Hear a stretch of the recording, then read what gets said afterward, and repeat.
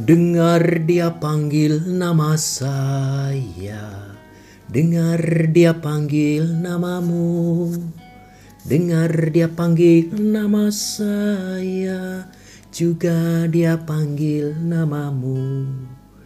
Ku jawab ya, ya, ya. Ku jawab ya, ya, ya. Ku jawab ya Tuhan, ku jawab ya Tuhan, ku jawab ya, ya, ya. Saudara-saudariku yang terkasih, ketika waktu kecil dalam sekolah minggu, saudara-saudari yang mengalami sekolah minggu, saya pun mengalami, pasti pernah mendengar lagu itu. Dengar dia panggil nama saya. Mengapa saya menyanyikan itu? Karena pada hari ini, tanggal 9 Agustus 2021 ini, saya mensyukuri karunia 4 tahun sebagai imam.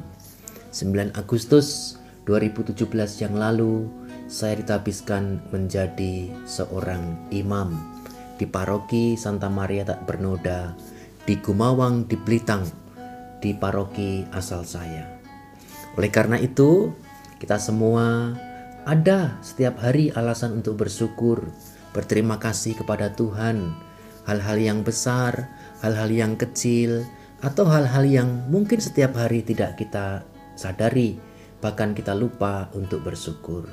Mari kita bersama-sama dengan hati penuh syukur, penuh dengan sukacita atas karunia Tuhan, kita mendengarkan sabda Tuhan dan mencoba untuk merenungkannya. Saudara-saudariku yang dikasihi Tuhan, hari ini Senin 9 Agustus 2021. Kita akan mendengarkan Injil suci menurut Matius bab 17 ayat 22 sampai dengan 27. Sekali peristiwa Yesus bersama murid-muridnya ada di Galilea.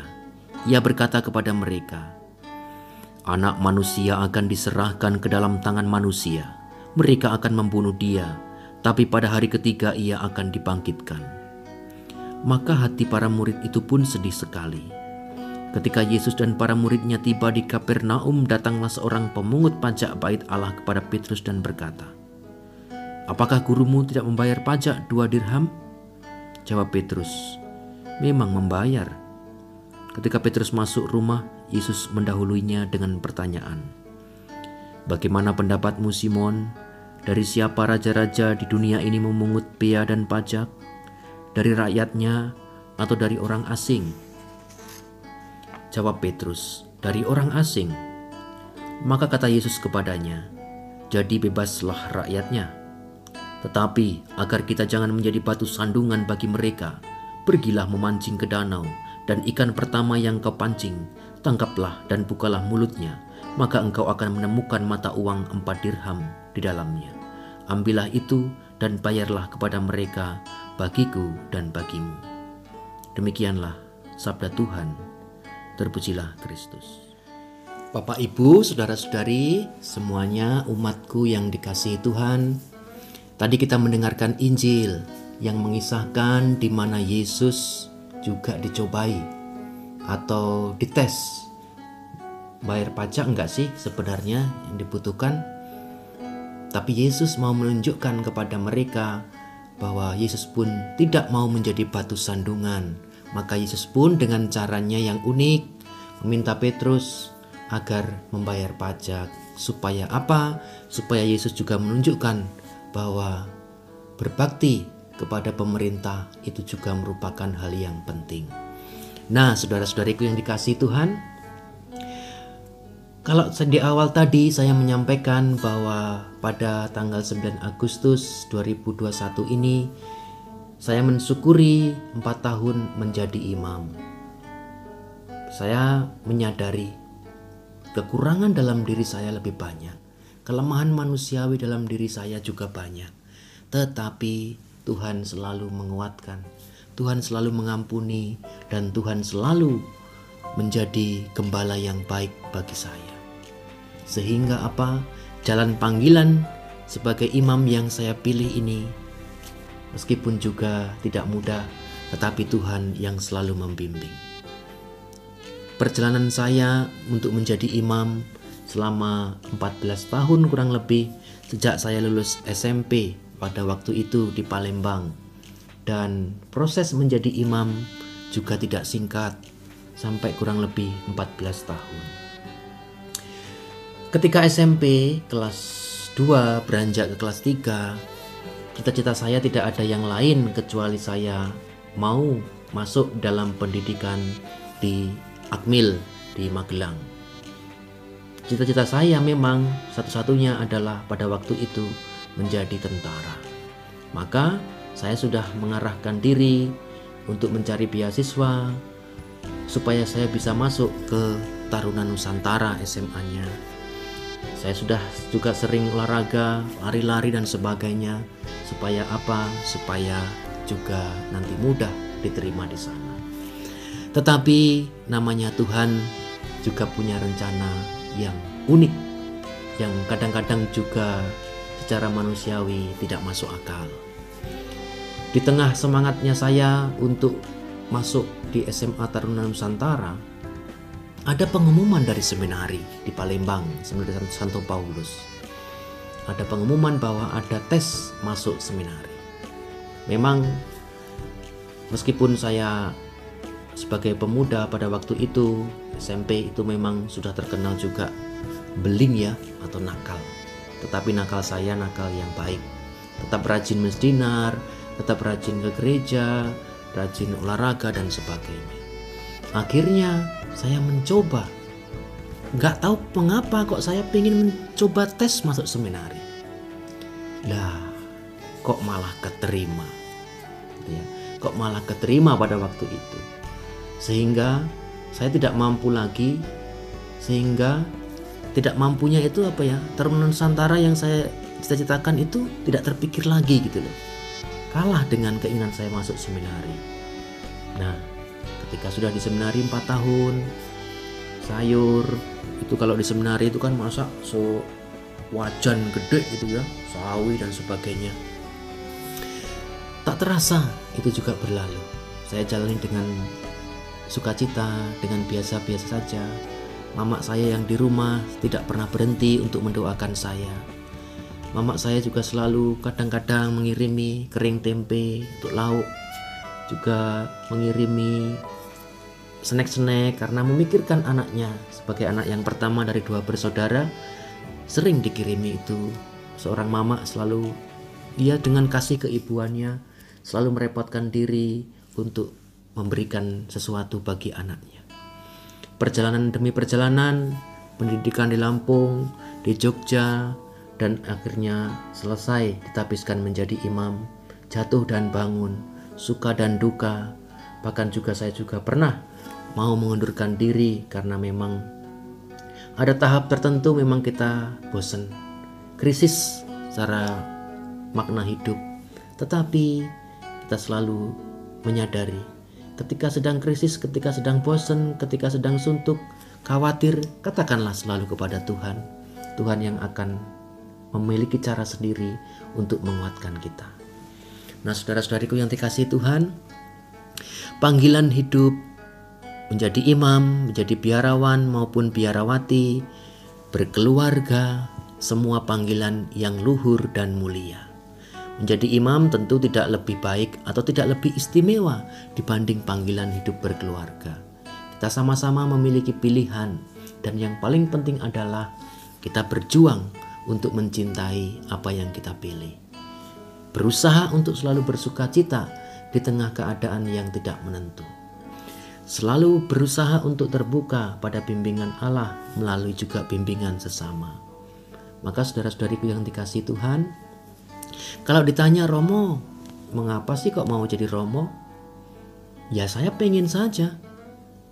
Apa yang menarik dari seorang Romo pada waktu itu saya waktu kecil? Ketika saya kecil, saya melihat Romo-Romo itu sangat dicintai umat dan mencintai umat. Namanya di Sumatera ya, Romo datang itu sudah disambut dengan luar biasa, sudah dimasak-masakkan. Bahkan mama saya itu ketika masak, ada Romo pada waktu itu datang, beleh atau nyembelih pitik atau ayam, Itu saya tuh waktu kecil nggak boleh makan dulu. Jangan makan dulu, Romo belum datang. Nanti kalau Romo sudah makan duluan. Saya mikirnya kok enak banget jadi Romo ini. Kita di rumah motong ayam kok cuman khusus untuk Romo. Kita mau boleh makan nanti kalau setelah Romonya selesai. Saya hanya memikirkan bahwa enak sekali jadi Romo.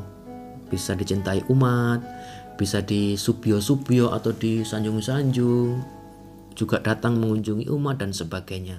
Maka saya tertarik untuk menjadi imam. Maka saudara-saudariku yang terkasih, panggilan kita semua sama-sama mulia dan luhur. Maka kita bersama dengan Yesus dalam jalan panggilan masing-masing. Selalu kita berusaha, ketika lemah kita sadari, Tuhan hari ini aku lemah. Tuhan hari ini aku ada masalah. Tuhan hari ini keluargaku sedang ada perpecahan, percekcokan. Bawalah kepada Tuhan. Begitu pula saya pun juga berusaha, meskipun saya masih usia tabisan, saya menjadi imam masih sangat muda ya. Saya belum berani untuk berbicara banyak mengenai jalan hidup menjadi imam dan kesetiaan. Romo-romo yang di sini jauh lebih senior, jauh lebih berpengalaman, tetapi dalam usia berapapun kita semua berjuang untuk setia. Dan itu semua memasrahkan diri kepada Tuhan. Dalam situasi yang tidak menentu, tetap menjalani dengan sukacita. Kalau ditanya, Romo, tugas di mana yang paling enak atau yang paling menarik? Ketika saya menjadi imam yang baru, saya di pelosok di Sumatera, di Lampung sana, masih semangat-semangat sekali. Bahkan mau misa itu menyiapkan sendiri, nyetir sendiri, sampai berhari-hari nginep. Umat sangat merindukan Ekaristi, sangat merindukan kedatangan seorang Romo. Itu menjadi sungguh-sungguh sangat semangat. Meskipun umat yang dikunjungi atau yang ketika ada misa itu, kita pun juga harus nyari lagu dulu.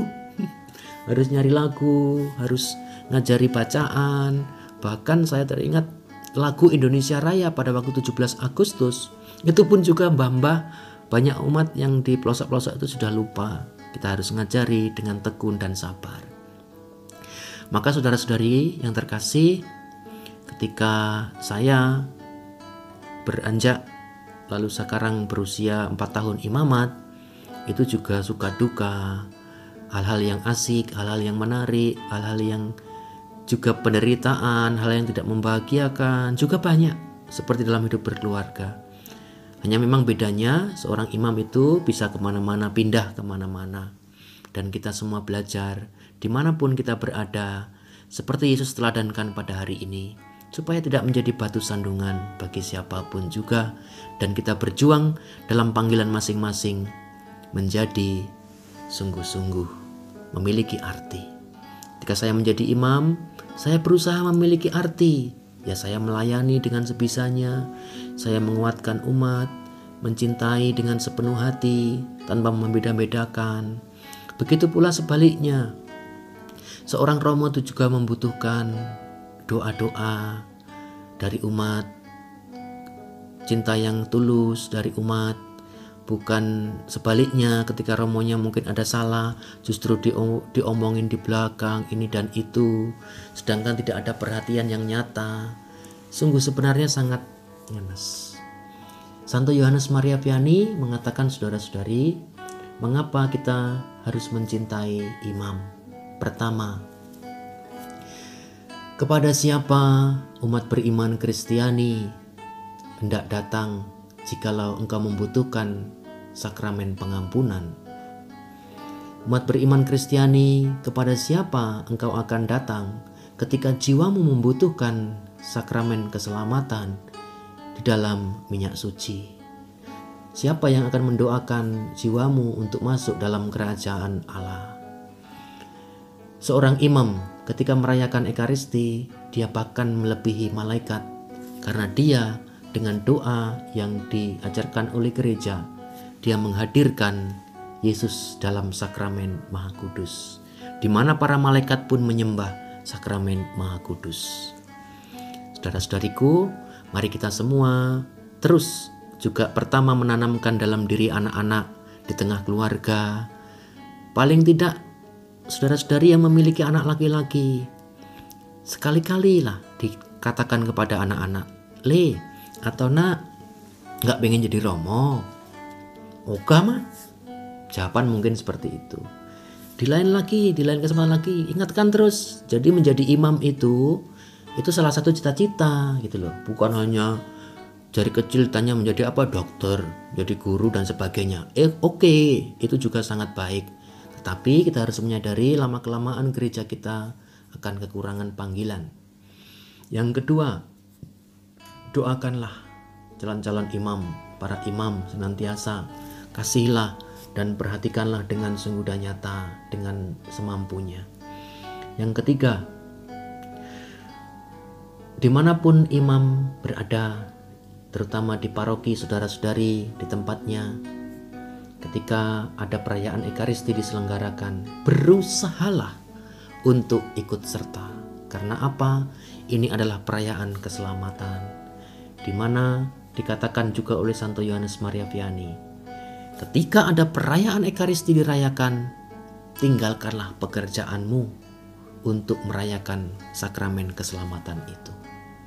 Saudara-saudariku yang dikasihi Tuhan, demikianlah sedikit sharing dari saya ketika saya mensyukuri 4 tahun menjadi imam di dalam kongregasi Imam-Imam Hati Kudus Yesus atau SCY ini. Mari kita saling mendoakan, saling mendukung dan saling bergandengan tangan, karena panggilan kita sama-sama, kita hendak menuju kepada Bapa dan kita memuliakan Tuhan, supaya Tuhan sungguh-sungguh dimuliakan oleh manusia. Tuhan memberkati kita semua. Amin.